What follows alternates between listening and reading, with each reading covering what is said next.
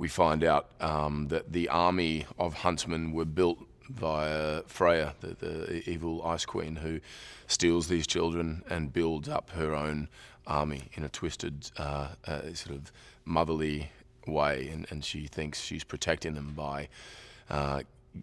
bestowing upon them the one rule: do not love. And she thinks by keeping love out of their lives, then they'll prevent themselves from harm in the future. Charlize's performance in the first film I thought was incredible and stole the film as far as I was concerned, and was hugely excited that she was coming back and going to be a part of this one. And we learned a lot about her history and the way you know, she had quite a horrific upbringing which led her on this path of destruction and power, and has a hatred towards men in particular for what they had done to her. And so you feel empathy with that villain in a lot of ways, I think, which makes for a far more interesting and compelling character in those relationships. Ravenna and Freya are sisters, and at the beginning of the film we learned that due to something horrific happening to Freya, something extremely tragic, she loses a child, that pain unleashes her this great power within her, and ability to manipulate ice and water and snow and control elements, and there is this warring relationship between the two of them, love-hate relationship. There's a lot of dark secrets that each other doesn't know, but together are an absolute force to be reckoned with, and one that the Huntsman and his wife Sarah need to take down in some way. The mirror, I think, represents a whole lot of different things and themes for different people.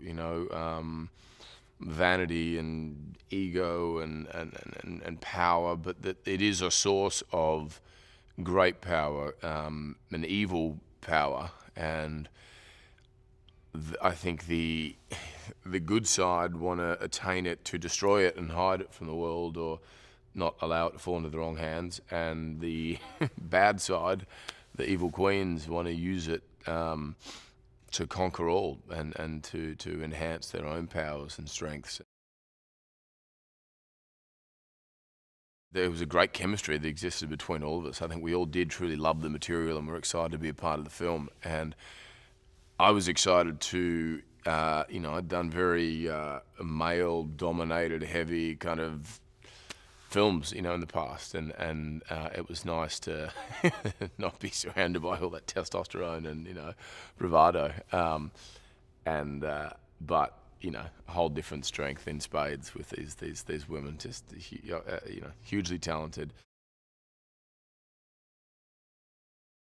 I think audience will connect with it because it's a classic epic adventure tale, and the kind of films I grew up on, in Neverending Story and Princess Bride and Labyrinth and so on, and Willow, I feel like it tonally has a lot of those things. There's the fantasy, but there is a huge amount of heart at the center of it, and there's certainly action, and you have these warring queens, but there's a strong love story in there as well. I think we got much more specific with all of those themes than we had prior.